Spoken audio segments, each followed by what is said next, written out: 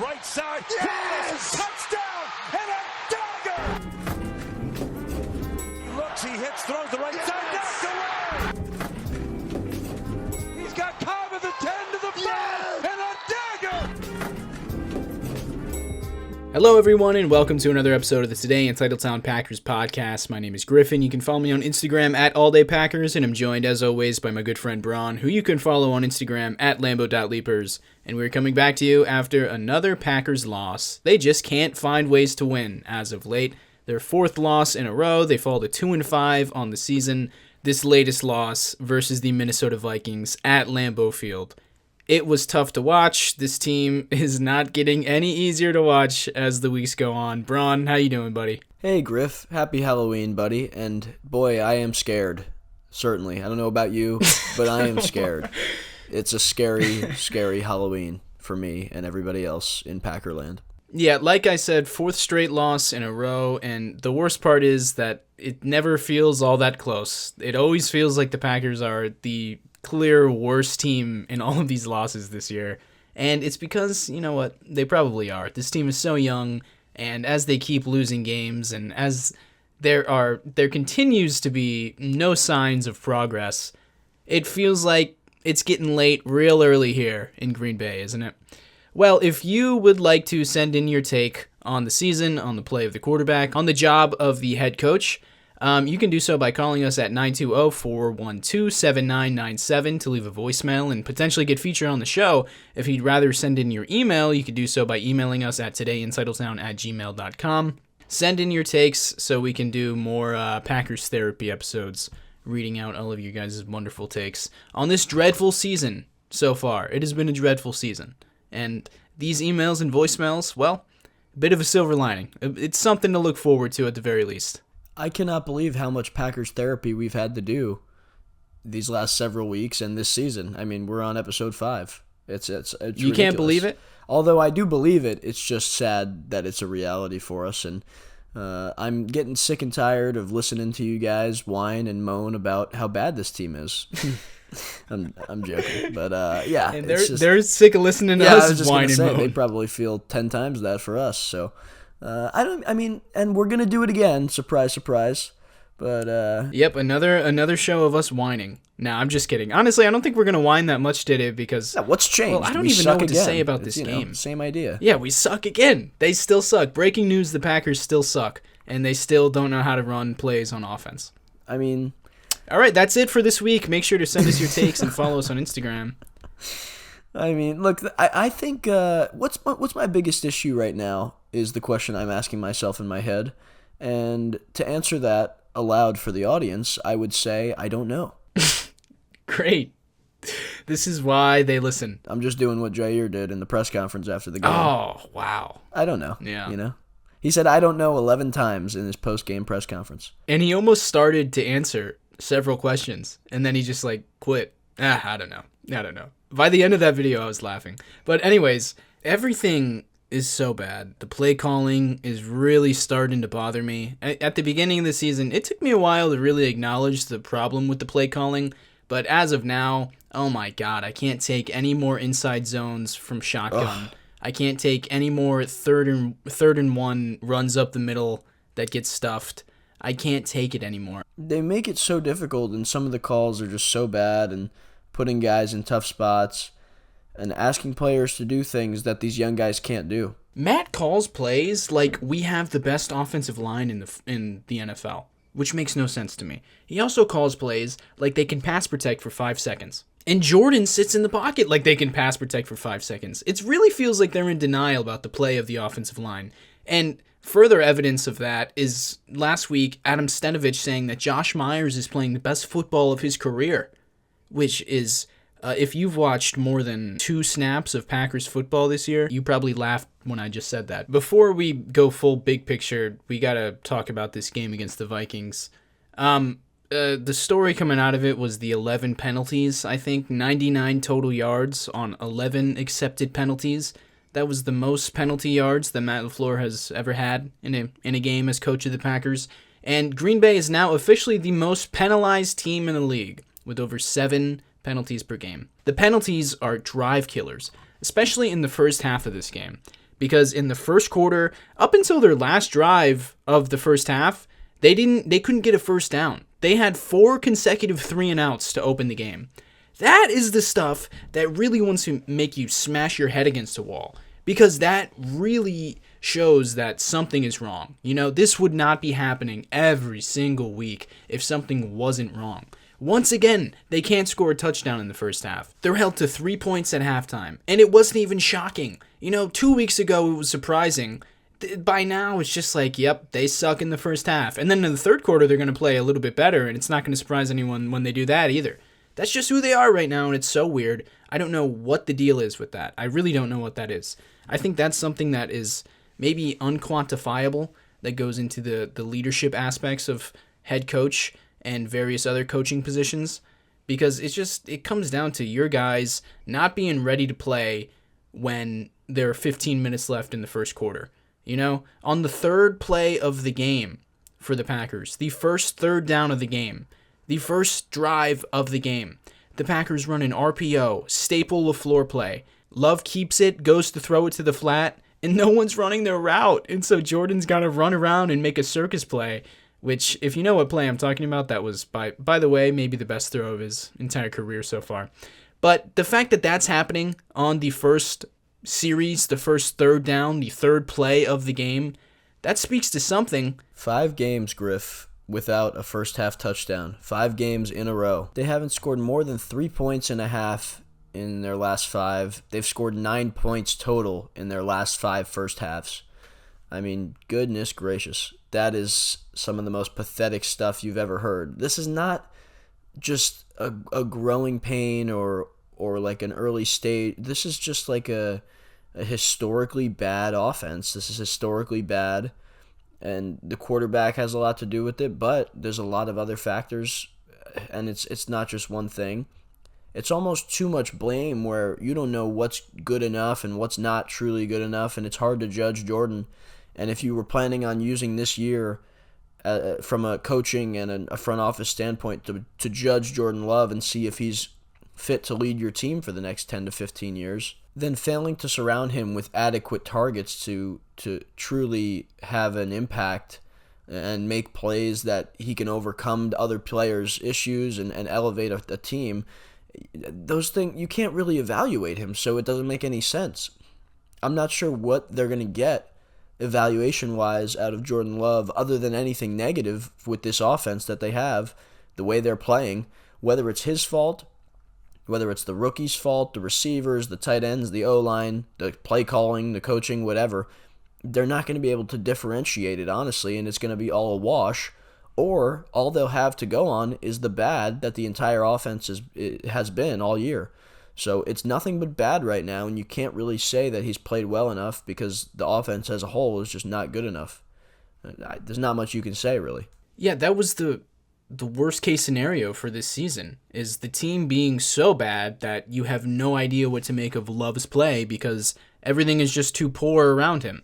And that's where a lot of folks are right now. I don't really feel that way. And I think there are reasons for concern. Even though that this is, in theory, this is the first year of a multi-year rebuild. It's going to be a long time until this process plays out. And this is year number 1, and all these guys are going to be veterans 2 years from now, There is that perspective. But then I also feel like, okay, why does Goody really have enough good faith to trust him with a 3-4 year rebuild like this?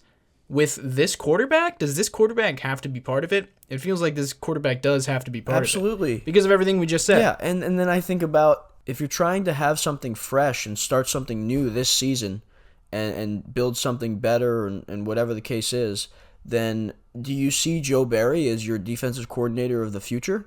Because if not, then why keep him this year? And why keep him in week 7 and week 8? And why keep him in week 9? Because if he's not the defensive coordinator of the future in your eyes, then what is it all for?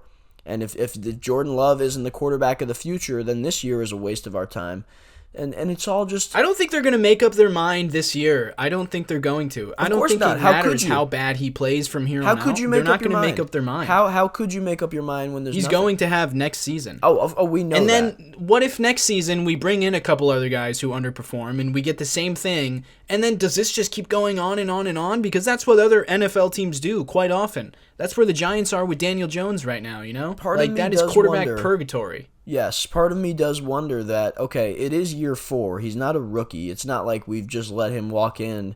It's year 4. We have to really let that sink in. This is not a rookie. Is he a first-year starter? Yes. But this is year 4 of his football career in the NFL with Aaron Rodgers and Matt LaFleur all of these years. And he's been with Romeo. He's been running second string with all these guys that are playing first string now. I mean, this is a real thing. And you really feel like you would know by now at some level. I just really think you would know. Really, seriously, like it's like the high school basketball player. Like if you were going to the NBA, you would know by now. We're waiting and waiting and waiting and waiting for something and you get like one throw, like the one to Romeo that got called back because of an ineligible man downfield. That he finally did something exciting off schedule, escaped a sack, and threw that perfect football to the Romeo on the sideline. Great play for both sides. What a great play. That was special, right? But that was the one you get in like the last 3 weeks. And it's like, is that enough? I don't know. It's early in his starting career, but he's also been on the field with us for he's going into his 8th game as the starter. And we're not seeing the consistency that you need from a starting quarterback, and the turnovers are only going up. And whether it's he's fumbling now or the interception, which was not, I don't think that was his fault. A lot of people are saying he underthrew that ball. To me, that was less of an underthrow than is being stated. But the ball's still getting picked off. It's still the ball's getting turned over. And the offense is not. We didn't have a first down in the first half or something crazy or whatever.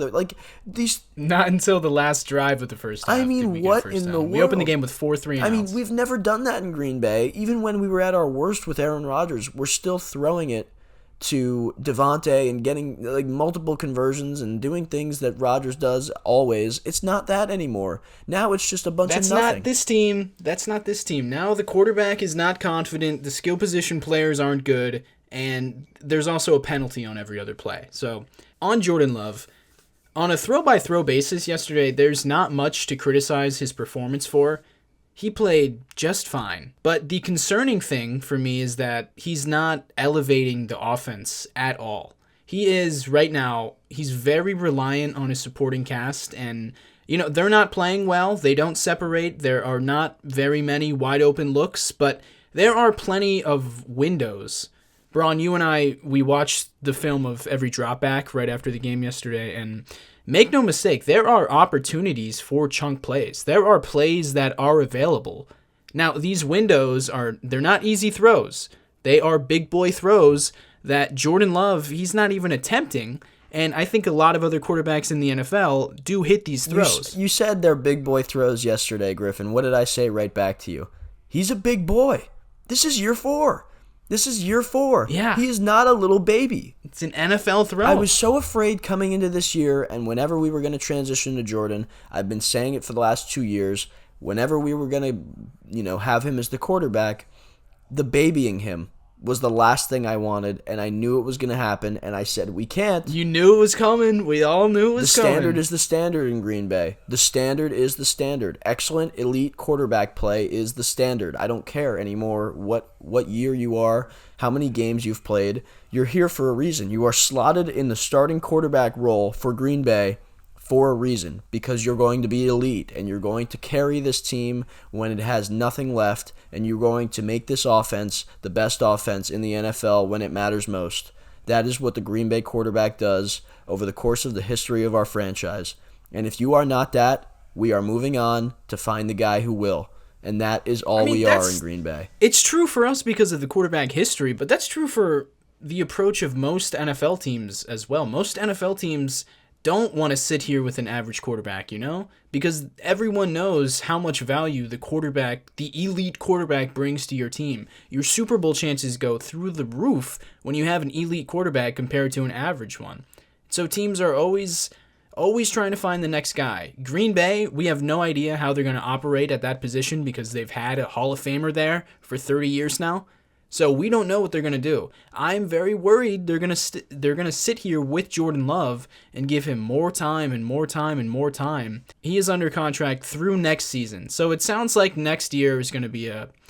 God, doesn't that suck? We can't get excited about anything until at least a year and a half down the road. I'm not even sure what the direction of this team will be. I mean, the trade deadline is Halloween, right? We're recording this prior to the trade deadline, but I don't know what they will do. Will they just probably stand pat and do nothing? Yes, but there's a chance they might trade a player that is a good football player, a veteran for us. I don't know what the direction of this team is, and because, again, we have veterans across the entire defense that put you in a position that you feel like you can win a Super Bowl with this defense. Then they keep the coach who has been there, but you don't think he's going to be a part of the future the way that the defense has been playing. It just makes no sense. So this is a rebuild year, but yet you choose not to rebuild the defense.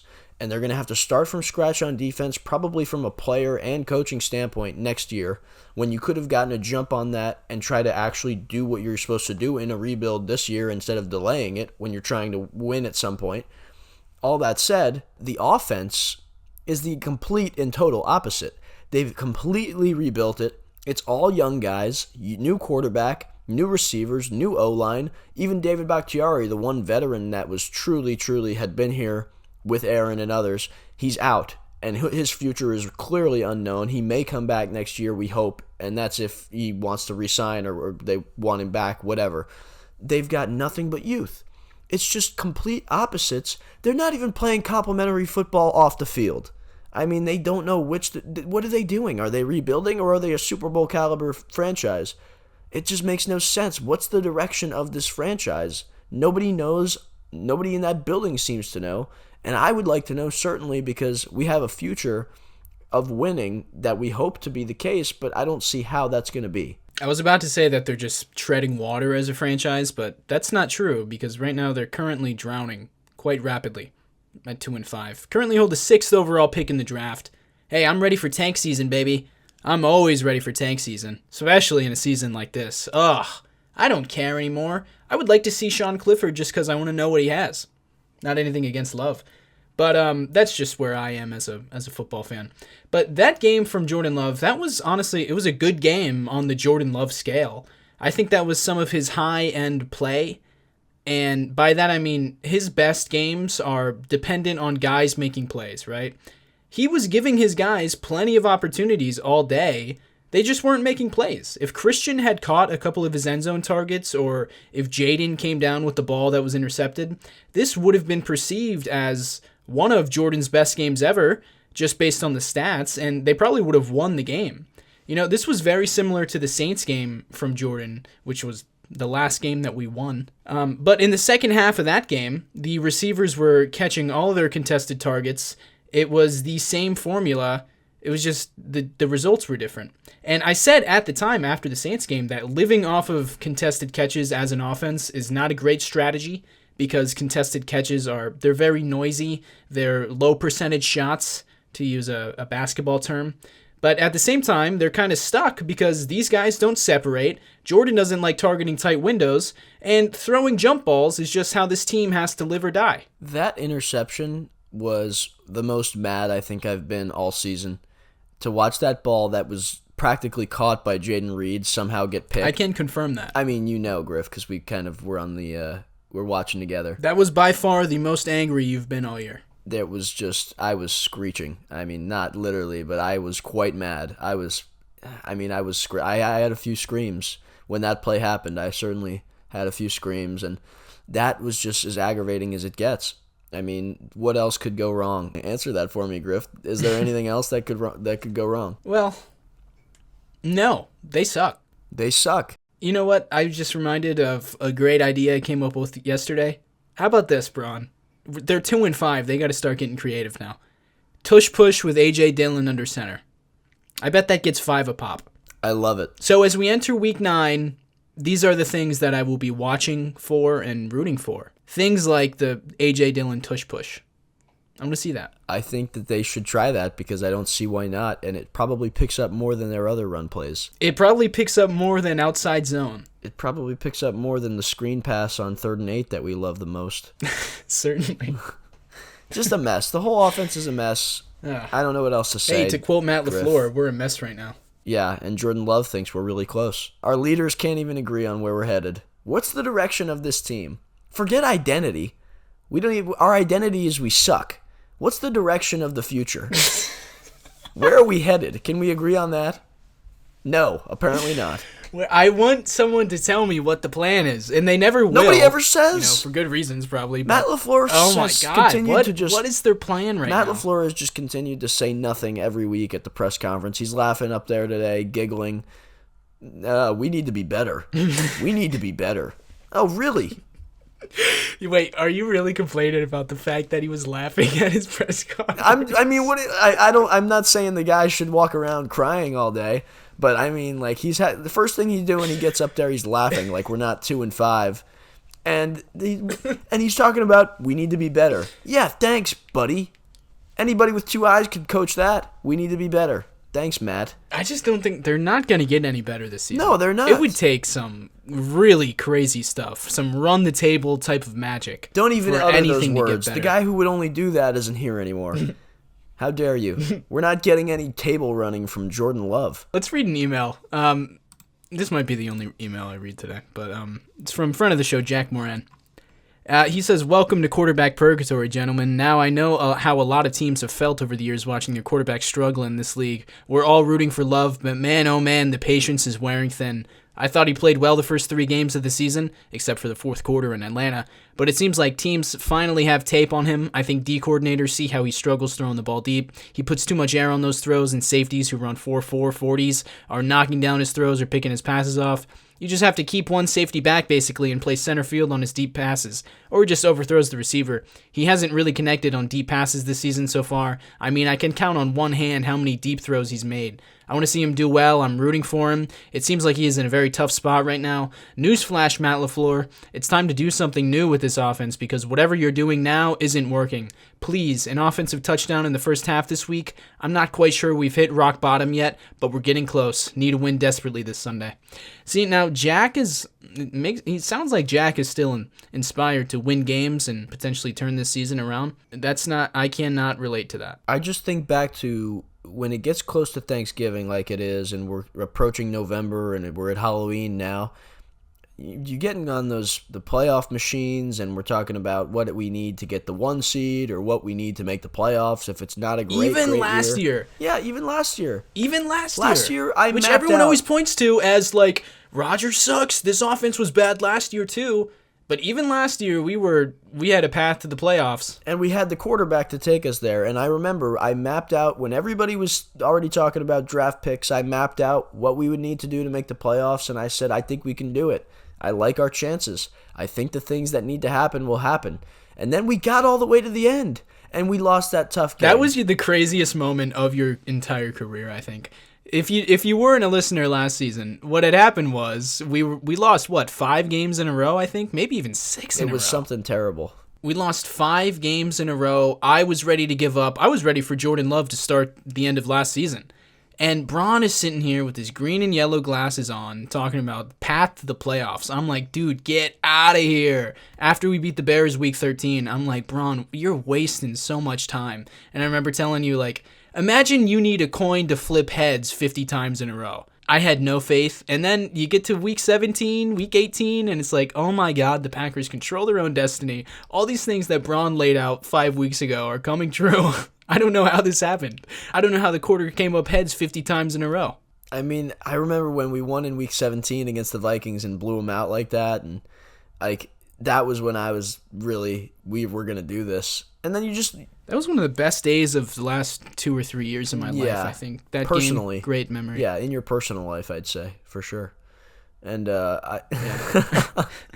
but like actually, that was when I was like, wow, all we need to do, all we needed to do was beat the Lions, and that, I mean, tough game, whatever happens. I mean, just that was a sad ending to the era of what we had going on, but at least then we had hope. Yeah, well, I was still right in the end because they didn't make the playoffs. So Okay, smarty pants. I should be the one victory lapping here. I was great. right. And so They didn't get 50 straight heads. 49. They got 49 and a tails. Yep. tails never fails. So we now are stuck in. We don't have hope. At least last year I had hope. Griff never has hope, but this year I don't even have hope. So now we're just all hopeless. I have hope sometimes. Not this year. Years before, I had hope. MVP seasons, I had hope. 2014, I had hope. I had a lot of hope 2014. Ask my mom. Okay, I'm going to take the wheel from Griff and say, please nobody ask Griffin's mom about that, please. I was confident back then. Last year, I wasn't confident, and I was right. So, and this year, once again, not very confident. And they've yet to prove me wrong this year. Jack also talks about the Jordan Love's inability to hit the deep ball. Isn't that ugly to watch? You know, it looks so difficult. Like, why can't we just do what we did last year? Like, send Christian on a go and just throw it deep and, like, complete it. Right? Like, how hard is it to hit Christian Watson on a deep shot? How hard is it? is he not able to beat people one-on-one anymore in man coverage because he did that consistently last year? No, he can. It's just like teams know how to play him, you know? It's easy to play the speed threat, I guess. I mean, it's just... And Christian just isn't he's not very nuanced beyond running straight. The offense is it's a completely different offense without Aaron. It's just, they're not, like, Matt's not really letting Jordan take the reins. It's not. No, it's just I know. not And Sunday, a reality. for the first time this season on Sunday, it felt like, wow, Rodgers was really audibling out of a lot of these plays. I think it was probably the third or fourth time they ran inside zone on 3rd and 1. That's when I realized, like, oh my God, how do they keep doing this crap? And they go nowhere. 4 3-and-outs to open the game. Good God, that doesn't happen with Aaron. Not even because he's a good quarterback, just because he probably audibles out of these stupid plays. He would have gotten to something that would have worked by that point. I mean, that just doesn't happen in Green Bay with him. How, as a coach, have you not figured out why things always work in the third quarter and why things don't work in the first quarter? Like, how hard is that to figure it out? It's part of probably penalties like don't there's help. some level of urgency that changes. Oh, we got to go. Yeah, and the penalties, that's an urgency thing too. That's being ready to freaking play at the start of the first quarter. When they have to play hurry up, and when they start going hurry up, it seems to work more too, and they never go to that either. I mean, it's the same stuff we were talking about. Jordan feels much more decisive in hurry up. Yeah, because they got to do it. It's It's like they got to hit. That's a great point, Griff. I mean, the decisiveness is something he struggles with throughout the entire game up until when they got to get something, and then they start rolling and moving the ball when they're in hurry up or when they're in 2-minute. It seems like at the end of every whatever quarter or whatever, like whether it's the second quarter or they're going towards it at the end when they need something, that's when they actually end up getting that field goal that they need, or not even need, just getting points on the board. Like when you're down, what were they down, 10-3 at half or whatever it was, they need to get points there in that certain amount of time, and they're hurrying up and they're completing passes, they get down the field, they kick the field goal, and if that's the only time they got points that whole half. Jordan just, he turns down open reads a lot more than people realize. For example, the sack he took in the first quarter on 2nd and 5, Rasheed Walker, terrible play from Rasheed, gives up an easy sack to the edge defender. But Jordan was sitting there upwards of 3.5 seconds. Like, you have to know to get the ball out by now. Not to mention, directly down the middle of the field, looking straight at the goalpost, you've got Jaden Reed on a post. Again, it's a tough throw. It's not a wide open window. But that is a throw that I think Matt LaFleur probably wants his quarterback to make, and it's a throw that other young quarterbacks are able to make at this stage in their career. And they hit it consistently, Jordan's not even attempting these throws. Is that a confidence thing? Is it a fear of being picked off? Is it a trying to avoid the turnovers? I don't know what it is. But it's especially over the middle of the field, he tends to turn these things down. And Aaron did that too, I know, but Aaron did a lot of other things to make up for that. It's really surreal how tough times are, and to see this level of play in Green Bay is just really tough to watch, Griff. The defense, it's even harder to talk about because, we really know what to expect from them. We're on year 3 of Joe Barry. We know what to expect from them. And this is my take on the Green Bay Packers defense under Joe Barry. Again, year 3 of this now. Against teams that can't play quarterback and or have an outdated scheme, our defense is probably going to look very good. Against a good quarterback and or a progressive modern scheme, Joe Barry's defense is going to get diced to pieces. And that's exactly what happened on Sunday. Kirk Cousins played like a good quarterback. He played like Tom Brady, honestly. He could not miss all game. And the Packers defense, especially in the secondary, giving up completion after completion, man. Yeah, they suck really badly, and they're hurt. And they're just not good either.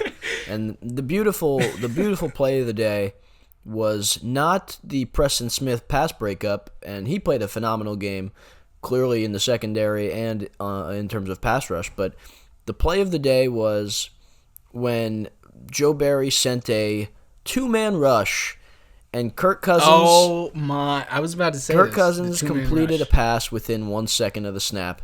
So the two-man rush really got to him, and then not only were there 9 men in coverage that couldn't stop it, but so it was probably about 9 on 4 in coverage, and the coverage was not successful. Well, what happened is you had a rub route, and Jonathan Owens fell. Simone Biles couldn't save him there. Whose idea was the two-man rush? That's such a meme. It's such a meme. The Joe Barry two-man rush. Look out. Well, they got the right... Preston Smith locking up your favorite tight end. Look out. Yeah, you definitely want them to throw the ball quickly on a two-man rush. Not that I know much about that kind of play call because it's never existed. But if you're going to only rush two guys... then I would suggest that you hope the ball gets out quickly. And it did. It just got completed to a wide-open wide receiver somehow. Wide open. So, yeah. See, it's just like, we're at the point in the year where I can't help but laugh and stuff like this, man. It's just so funny. The worst part about the entire game was Jair's performance. I really hate when Jair plays poorly because people are so annoying, man.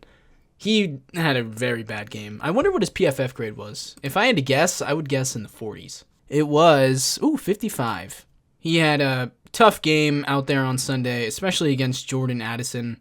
It felt like early on, especially, Kirk was just kind of picking on him against Addison. He gave up the touchdown where he just got blown past. Not a great day for Jair. And, Bron, we were kind of talking about this last night. I wonder how much of a factor it is when you have an offense that cannot score points, and your defense at some point, when you're losing game after game, they have to feel like, whether consciously or subconsciously, you know what, it doesn't really matter what we do here because the offense isn't going to score. And now, none of these players would ever admit this, but I think it is a subconscious human emotion type of thing that goes on with veteran players on bad teams. And the Packers defense, there are guys like Kenny Clark. Why is Kenny Clark not playing well right now? He's playing poorly right now. Why is that? Why is Devondre Campbell not looking like himself? Why is Jair giving up these big plays to Jordan Addison? Or is it that these guys are just, they're all having down years? Is it the coaching? I don't know, but I feel like as the Packers continue to lose games, the mentality of the team, I think, is going to seep in a negative way and continue to do so. That's just me spitballing here, though. No, I totally agree. I've said things like that before, and we're pretty much on the same page there. I think a lot of it is like, what are you playing for? It's not like always urgent. I mean, an urgency, the players are dilated a little bit, and they get up a little bit more. It's that 1%, that 0.1%, whatever it is, that and if you add that up between 11 guys, that's a big boost to an entire group on defense. And these guys are not playing with that same fire. They're playing football. They're not playing like it's the playoffs, or they're not playing like each game, each play is significant. And that's because it's not. I mean, we're 2-5, and we suck on offense. All those things combined, it makes it less and less. And they're not playing well on defense either. Yeah, so a lot of who's playing hard for Joe Barry, I wonder. It's hard to answer that question from an outside perspective. Yeah, no one's playing hard for. It's hard. I imagine it's hard to trust your defensive play caller when he's got you running a two-man rush on third down. This sucks, Griff. So I don't know. Not much else to say. Just that's the situation. That's how we evaluate it as fans. It's just tough to watch, and that's what we feel like is wrong overall. But the solutions probably above our pay grade, and a lot of things that we probably won't do. So continue to see similar maybe a one-man rush next week, and we'll see how that one goes. At this point, I'm rooting for chaos. That would be hilarious. Yeah, let's just keep getting weird, Joe. Keep getting weird. That's going to do it for the show. Thanks for listening this far. If you'd like to send us your takes, you can do so by emailing us at todayintitletown@gmail.com or by calling the number 920-412-7997. Call that number, leave a voicemail, potentially get featured on the show on the next episode. And you can follow me on Instagram at alldaypackers. Bron is on Instagram at lambo.leapers. Follow the show on Instagram at todayintitletown. We're both on Threads. I'm a little more active on Threads than Bron. Bron, you got to catch up, bro. I'm killing it in the Threads game. Keep it up, young buck. Wow, thanks. Yeah, so we'll be back. Packers playing the Rams this week. Maybe no Stafford. We'll see how that goes. But we'll be back, win or loss. So thank you so much for listening, and go Pack Go. Thanks for listening, everybody. As always, go Pack Go.